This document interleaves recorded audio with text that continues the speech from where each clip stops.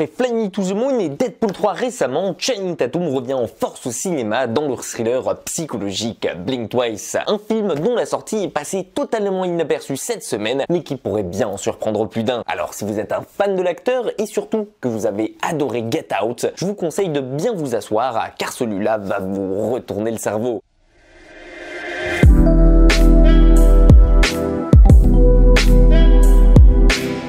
Dans Blink Twice, vous allez suivre l'histoire de Frida, une jeune serveuse employée dans un endroit huppé et qui a fait la connaissance de Slater King, un riche milliardaire du milieu de la tech. Et il faut dire que cet homme fait tourner plusieurs têtes sur son passage. Et en même temps, vu ce qu'il pèse, qui ne serait pas impressionné par lui. Et c'est donc lors d'un cocktail organisé par sa propre boîte dans un restaurant qu'il va faire la rencontre de cette jolie serveuse et lui proposer de la rejoindre sur son île privée, là où il se retire annuellement afin de faire sa retraite spirituelle. Oui, parce que forcément, des vacances comme tout le monde, pour l'un des hommes les plus riches de la planète, ça ne lui convient pas. Il a donc carrément fait l'acquisition récemment d'une île à son nom afin d'en profiter pleinement. Et par profiter, j'entends bien entendu ici organiser des réceptions décadentes et des fêtes pas très catholiques, loin des yeux de tout le monde. Là-bas, vous pouvez donc imaginer l'alcool coule à flot en permanence, et entre les drogues de synthèse et surtout celles qu'ils s'échangent entre eux, il ne se passe pas une seule journée de lucidité. Mais bien évidemment que Blink Twice ne s'arrête pas là, car comme je vous l'ai dit juste avant, il s'agit ici d'un thriller psychologique dans la même veine que le génialissime Get Out de Jordan Peele. Et je me doute bien que vous pouvez facilement imaginer de quoi je veux parler ici, car qui dit milliardaire et fête cachée sur une île privée, forcément décadence, débordement, voire même bien pire que ça. Et alors là, j'ai pas trop envie de vous spoiler, car il y a quand même un énorme twist à la fin qui fait que ce film est extraordinaire, mais je vais quand même devoir rentrer dans les détails pour en parler, donc si jamais vous ne voulez rien connaître du tout sur le film, je vous laisse la surprise de la découverte et je vous conseille donc de quitter la vidéo maintenant. Voilà, maintenant que je vous ai prévenu et qu'on est entre nous maintenant et que je ne risque plus de spoiler personne, il faut que je vous avoue quelque chose. À la base, j'avais pas prévu de vous en parler, ni même d'en faire une vidéo parce que de une, j'avais pas eu le temps et de deux, il fallait faire un choix entre Blink Twice et The Crow et vu le carnage qui était le remake, je pouvais pas me permettre de passer à côté sans vous en parler. Et donc, quand je suis allé voir tranquillement Blink Twice avec un ami ce week-end au cinéma, bah c'était sans vraiment a priori, ni même sans attente dernière, mais je dois vous avouer que je me suis pris une bafasse comme rarement dans ma vie. Et si je vous fais une vidéo devant aujourd'hui, c'est justement parce que le film, je le trouve tellement impressionnant, surtout pour une première réalisation de Zoé Kravitz, que de une, je voulais pas passer à côté de ça, de deux, je veux surtout pas que vous passiez à côté, et surtout, vu que le film risque de chambouler mon top des meilleurs films de cette année, alors que personne n'en parle nulle part, bah je voulais le mettre en avant ici et permettre au plus grand nombre d'en entendre parler. Parce qu'honnêtement, je pense réellement que si ce film flop aujourd'hui, je suis quasi sûr que d'ici 2-3 ans, il aura une place parmi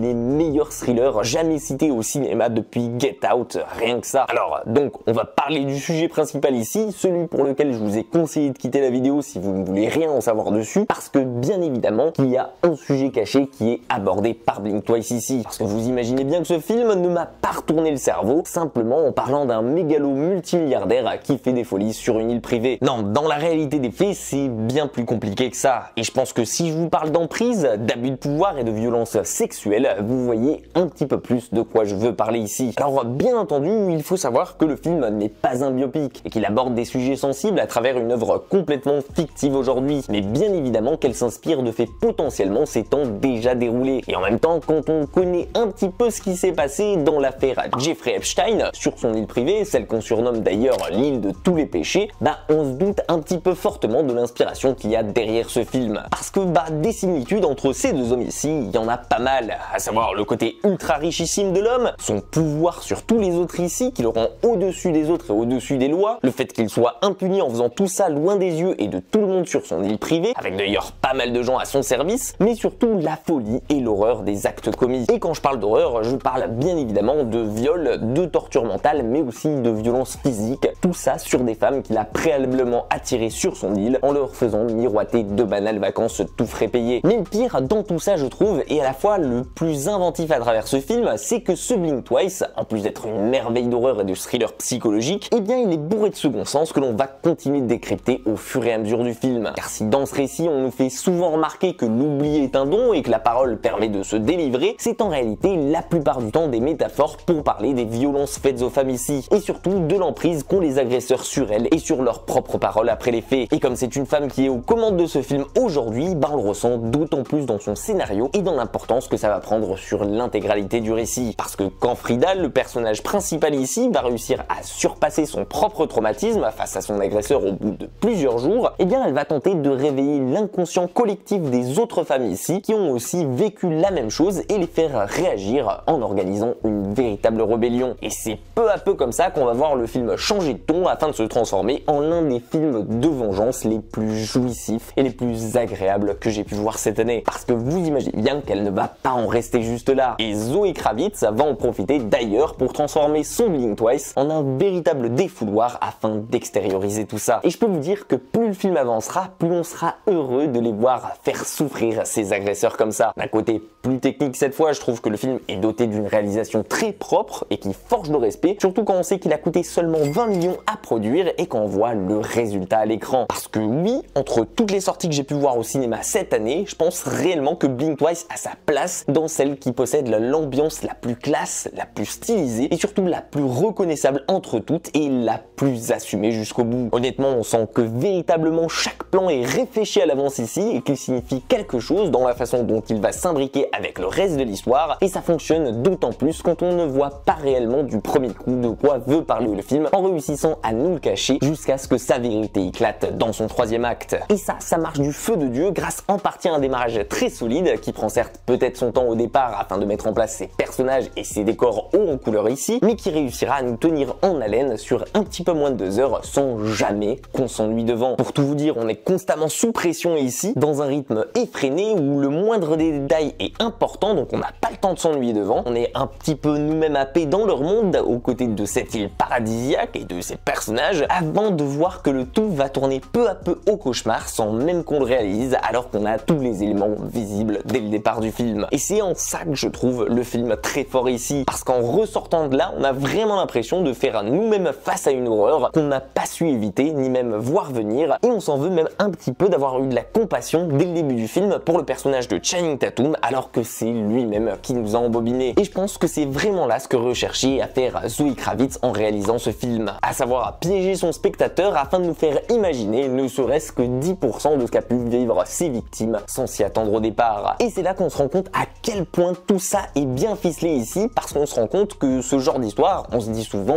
que ça peut pas nous arriver à nous, et dans la réalité des faits, c'est plutôt facile de se faire avoir comme Frida ici. Et si ça fonctionne autant à l'écran, je peux vous jurer que c'est en grande partie grâce à la prestation incroyable de Channing Tatum dans le rôle principal. Je vous jure que sur toute sa carrière, c'est l'une des plus grandes qu'il a donné, et ça rend fou de le voir aussi bon dans un rôle aussi détestable et qui lui colle à la peau. Et même si à la fin on a envie que d'une chose, le voir mort, surtout ça fait rendre compte d'une chose, c'est que Channing Tatum peut jouer absolument tout au cinéma. Honnêtement, je pense que même si je suis honnête avec vous, c'est lui qui m'a glacé le plus le sang ici, et même si toute l'ambiance et la direction artistique et visuelle du film y est clairement pour quelque chose, ça reste bluffant de le voir jouer un connard comme ça. De son côté, Naomi Ackie dans le rôle de Frida n'est pas en reste non plus, et elle a de quoi vous surprendre elle aussi, tant elle brille dans chacune de ses apparitions en réussissant à tenir tête à un Tatum qui semble pourtant inatteignable au départ. Et si encore dans tout ça, ça ne vous suffisait pas pour vous donner envie de le voir, et même si je sais que je conseillerais pas ce genre de film à tout le monde, vu les sujets abordés ici, si vous aimez la profondeur de Get Out, dans la façon dont son récit est raconté et la façon dont le film arrive à nous faire garder les yeux ouverts, malgré tout ce qui s'y passe, dans l'espoir que son héros puisse s'en sortir, alors je pense que Blink Twice va en fasciner d'autres pour la même raison. Honnêtement, pour moi, c'est le meilleur exemple de film qui me vient à l'esprit quand on parle du hashtag MeToo. C'est intelligent, c'est subtil, et surtout ça nous prend aux tripes et ça forge le respect quand on sait qu'il s'agit de la première réalisation de Zoé Kravitz. Honnêtement, on sent que c'est un sujet qui lui tient à cœur ici, et j'en veux tout simplement plus d'elle en tant que réalisatrice. Et vous de votre côté, qu'est-ce que vous avez pensé du film? Est-ce que vous l'avez déjà vu? Est-ce que vous en avez entendu parler juste avant? Ou bien est-ce que je suis la première personne à vous en parler? N'hésitez pas à me partager votre avis sur le film dans les commentaires, j'ai hâte de lire tout ça. En attendant, si ma vidéo vous a plu ou qu'elle vous a permis de découvrir le film, pensez à me le faire savoir, à lui laisser un petit like, à la partager ou bien à vous abonner à la chaîne si ce n'est pas déjà fait. En attendant, prenez soin de vous, et moi pour ma part, je vous dis à très vite pour une toute nouvelle critique.